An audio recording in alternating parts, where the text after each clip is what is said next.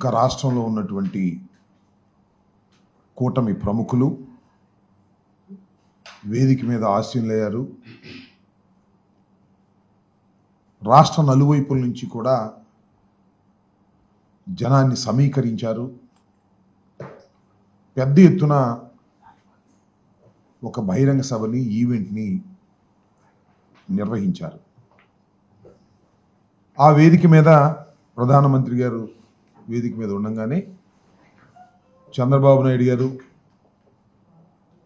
పవన్ కళ్యాణ్ గారు, వారి అబ్బాయి ఉపన్యాసాల్లో అనేకమైనటువంటి అసత్యాలను చెప్పేటటువంటి ప్రయత్నం చేశారు. నిన్న ఆ సభ చూసిన తర్వాత అమరావతి అనేది ఒక అంతులేని కథ, దానికి అసలు సశేషం ఉండదు, పునఃప్రారంభం మళ్ళా పునఃప్రారంభం తప్ప ఒక అంతం లేని కథలాగా కొనసాగుతుందనేటువంటి భావన రాష్ట్ర ప్రజానీకానికి కలిగిందని ఈ సందర్భంగా నేను చెప్పదలుచుకున్నాను. నిజంగా 2014లో విడిపోయినటువంటి రాష్ట్రానికి నారా చంద్రబాబు నాయుడు గారు ముఖ్యమంత్రిగా ప్రమాణ స్వీకారం చేసిన తర్వాత రాజధాని లేనటువంటి రాష్ట్రానికి అమరావతిని రాజధానిగా నిర్ణయించుకొని 33,000 ఎకరాలు రైతుల దగ్గర నుంచి సమీకరించి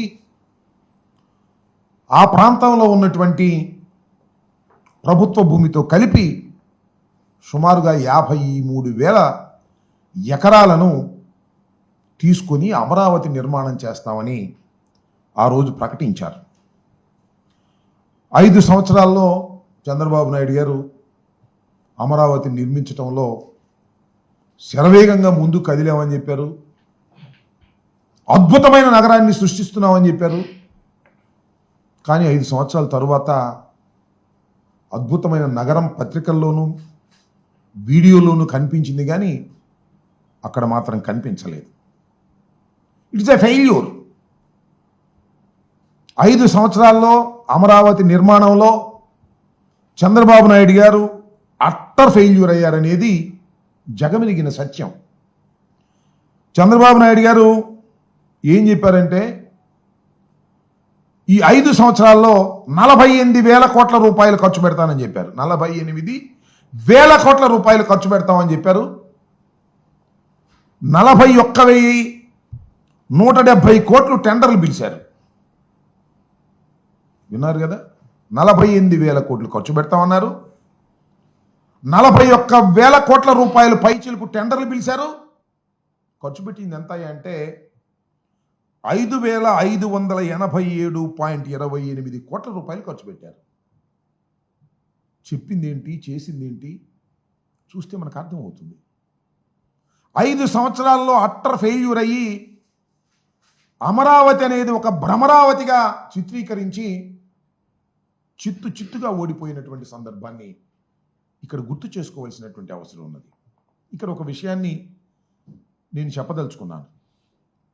వైఎస్ఆర్ కాంగ్రెస్ పార్టీ ఏదో అమరావతికి వ్యతిరేకమని, వరల్డ్ క్లాస్ క్యాపిటల్ని నిర్మిస్తుంటే కడుపు మంటతో మేము మాట్లాడుతున్నామనేటువంటి మాట పలుమార్లు చెబుతున్నారు. ఇది వాస్తవం కాదని చెప్పదలుచుకున్నాను. ఆంధ్రప్రదేశ్ విడిపోయింది, గాయపడి విడిపోయింది. రాజధాని లేదు. రాజధాని నిర్మాణానికి కేంద్రం 2,500 కోట్ల రూపాయలు ఇస్తామని చెప్పింది. రాజధాని నిర్మించుకోవాల్సిన పరిస్థితి ఏర్పడింది. ఆర్థిక పరిస్థితి బాగోలేదు. హైదరాబాద్ లాంటి పట్టణాన్ని కోల్పోయాం. అక్కడి నుంచి ఇక్కడికి వచ్చేసాం. 10 సంవత్సరాల పాటు హైదరాబాదులో ఉన్నటువంటి ఇన్ఫ్రాస్ట్రక్చర్ని రాజధానిగా ఉపయోగించుకునేటటువంటి ఫెసిలిటీని మనకి విభజన చట్టం కల్పించింది. చంద్రబాబు నాయుడు గారు వచ్చారు, ఏం చేశారని అడుగుతా ఉన్నా. రాజధాని నిర్మాణం చేపట్టారా? రాజధాని నిర్మాణం కాదు, రాజధాని పట్టణాన్నే నిర్మిస్తామన్నారు. దురదృష్టం అంటున్నాను. ఒక అద్భుతమైన పట్టణాన్ని నిర్మించగలిగినటువంటి స్థాయిలో గాయపడి విడిపోయినటువంటి ఆంధ్రప్రదేశ్ ఆర్థిక వనరులు ఉపయోగపడతాయా అనేది ఆలోచించలేదు. ఒక అద్భుతమైన నగరం నిర్మిస్తాను.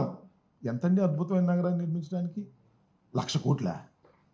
1,00,000 కోట్లతో అద్భుతమైన నగరాన్ని నిర్మించటానికి కావలసినటువంటి ఆర్థిక వనరులు ఆంధ్రప్రదేశ్కు ఉన్నాయా? లేవు కదా. లేకపోయినా నేను నిర్మిస్తానని చంద్రబాబు నాయుడు గారు కలలుగా అన్నారో లేకపోతే ఆశపడ్డారో నాకు తెలియదు, కానీ కొంప ముంచేశారని ఈ సందర్భంగా నేను చెప్పదలుచుకున్నాను. 5 సంవత్సరాల పాటులో నేను ఇంతకుముందు చెప్పినట్టుగా 48,000 కోట్లు ఖర్చు పెడతామని కేవలం 5,000 పైచీలు కోట్లు ఖర్చు పెట్టి గంగలో ముంచేశారు. రైతుల దగ్గర నుంచి 33,000 ఎకరాలను సేకరించారు. రైతులకు ఏం చెప్పారండి? అద్భుతమైన ఫ్లాట్లు ఇస్తామన్నారు, రిటర్నబుల్ ఫ్లాట్స్ ఇస్తామన్నారు, మిమ్మల్ని లక్షాధికారులను చేస్తామన్నారు. ఎంత చేశారండి? ఇప్పటివరకు ఇచ్చారా? 68% మాత్రమే రిజిస్టర్ చేశారు. ఇంకా 32% ఇంకా రిజిస్టర్ కాల.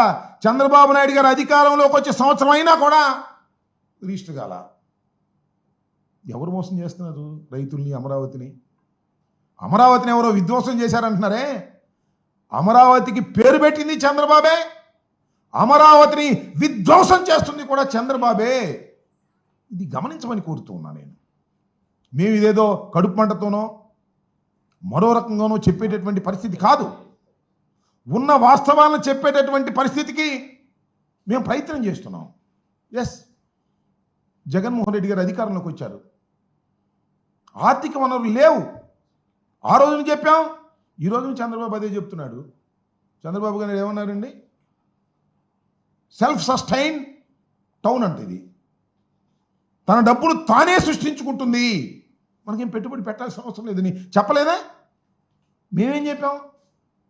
మేము హైకోర్టులో, సుప్రీంకోర్టులో కూడా అఫిడవిట్స్ వేసాం. అయ్యా, రాష్ట్ర పరిస్థితి లేదు, ఇది ఆర్థికంగా ఇంత ఖర్చు పెట్టలేం, దీన్ని అభివృద్ధి చేయలేం అని చెప్పాం. చంద్రబాబు నాయుడు గారు ఏమన్నారు? సెల్ఫ్ సస్టైన్ అన్నాడు. సెల్ఫ్ సస్టైన్ అయితే ఏం చేస్తున్నారండి చంద్రబాబు నాయుడు గారు మీరు ఇవాళ? అప్పా, ఇంత అప్పండి, నాకు అర్థం కాలేదు. భయంకరమైనటువంటి అప్పు తీసుకొస్తున్నారు ఇవాళ మీరు. ఎవరు చేయాలి అప్పు? ఎవరు తీర్చాలి అప్పు? 52,000 కోట్ల రూపాయల అప్పు తీసుకొస్తున్నారు ఇవాళ మీరు. అప్పుల గురించి ఏమన్నారండి మీరు? అయ్యా చంద్రబాబు నాయుడు గారు అనుభవజ్ఞులు మీరు. 4వసారి ముఖ్యమంత్రిగా ప్రమాణ స్వీకారం చేశారు. జగన్మోహన్ రెడ్డి గారు అప్పు తీసుకొస్తుంటే ఏమన్నారు? ఇది శ్రీలంక అయిపోద్ది అన్నారు, అప్పులతో మునిగిపోతుందన్నారు, అప్పు చేయటం తప్పు అన్నారు. అప్పుడు అప్పు చేయటం తప్పు, ఇవాళ అమరావతి కోసం అప్పు చేయటం కరెక్టా? ఎంత అప్పు చేస్తున్నారండి మీరు? 52,000 కోట్లు. ఏడీబీ బ్యాంకు నుంచి 15,000 కోట్లు, కేఎఫ్డబ్ల్యూ నుంచి 5,000 కోట్లు, హట్కో నుంచి 21,000 కోట్లు, సిఆర్డీఏ కమిట్ అయిన అప్పులు మరొక 21 కోట్లు, మొత్తం 52,000 కోట్ల రూపాయలు మీరు తీసుకొస్తున్నారు. ఇది ఎంతవరకు సమంజసం? సరే, తీసుకొస్తున్నారు. ఈ 52,000 కోట్ల రూపాయలు మీరు ట్రాన్స్పరెంట్గా ఖర్చు పెడుతున్నారా? ప్లీజ్ చెప్పండి. ఇది సద్వినియోగపడుతుంటే మీరు తల తాకట్టు పెట్టో, లేక మోడీ గారు మీ అవసరం మోడీ గారికి, మోడీ అవసరం మీకు ఉంది కాబట్టి ఆయన అప్పిప్పించే కార్యక్రమంలో ఆయన ఉంటే మీరు తీసుకొస్తే ఏం చేస్తున్నారండి అప్పుని? ఎంత అంచనాలు పెంచేస్తున్నారు? అప్పుడు 48,000 కోట్ల రూపాయలు మీరు టెండర్లు పిలుద్దాం అనుకున్నటువంటి టెండర్లని ఇవాళ 77,000 కోట్ల రూపాయలకి పిలుస్తున్నారు. ఎందుకు అంచనాలు పెంచారండి? అప్పుడు శాసనసభకి మీరు ఎంత ఖర్చు పెట్టాలనుకున్నారు, ఇప్పుడు శాసనసభకు ఎంత ఖర్చు పెట్టాలనుకుంటున్నారు? అప్పుడు 2,271 కోట్ల రూపాయలు శాసనసభకు ఖర్చు పెట్టడానికి అంచనా వేశారు. ఇవాళ టెండర్లు ఎంత పిలిచారండి? అదే శాసనసభకి 4,689 కోట్ల రూపాయలు.